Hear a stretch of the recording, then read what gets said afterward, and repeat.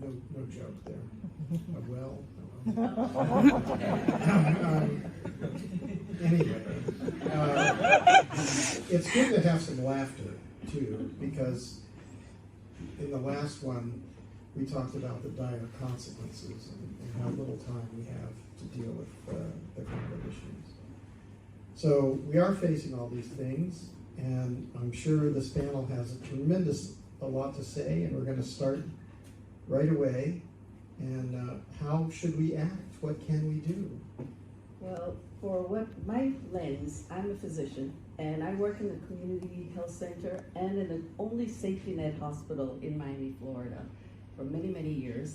And so I've always taken care of poorer people, and we call it low wealth now instead of third world, low wealth and middle wealth. So in Florida, the community is low wealth, and they've had all the health issues that we faced: diabetes, high blood pressure, heart disease, lung disease, everything. And about almost 10 years ago, a patient came in to me and couldn't pay her light bill. Now, light bill, how does that help? Everything we do, we talk about where we live, where we work, is all health. And in paying her light bill, because it was so hot that year, nighttime temperatures were rising, she couldn't breathe, she has bad disease, and it all came back when you connect the dots to climate and the climate change. And like we say, canceling the death of low wealth is so real because so much of the poor people in this world did not create this. My patient didn't create the poverty, the situation she was living in, and was dying because of it. So there's a role for clinicians, and that's where I come in, and that's where I bring in the clinicians. In the US, we have 1 million doctors, take care of 3,000 people. The world, we can start with our clinicians, our doctors, our nurses, our pharmacists, bringing them, mobilizing those forces to act, because every climate solution is a health solution. We are going to be taken down as a population because of our health. It's going to be our mental health. We're all experiencing the mental trauma of extreme weather events, all the different infections, the heat. I'm also the heat officer because Miami is steamy, and we have to do some things about heat.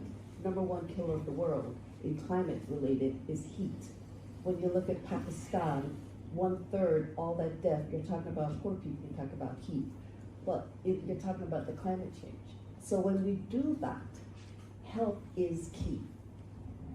Health messengers are also what will move the needle, we feel, when you look at the data, a whole lot more in getting people to act, because that's what we have to do, because we have to act politically to stop the countries to decrease fossil fuel.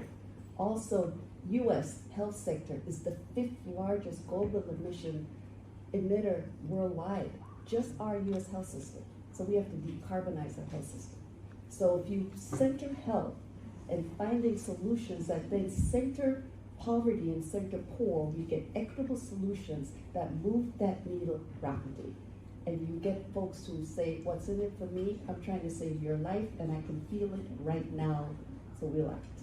So that's basically what we've been doing in the US under my hat and many other climate action committees, is bringing the health message clear, because that's what's going to kill you.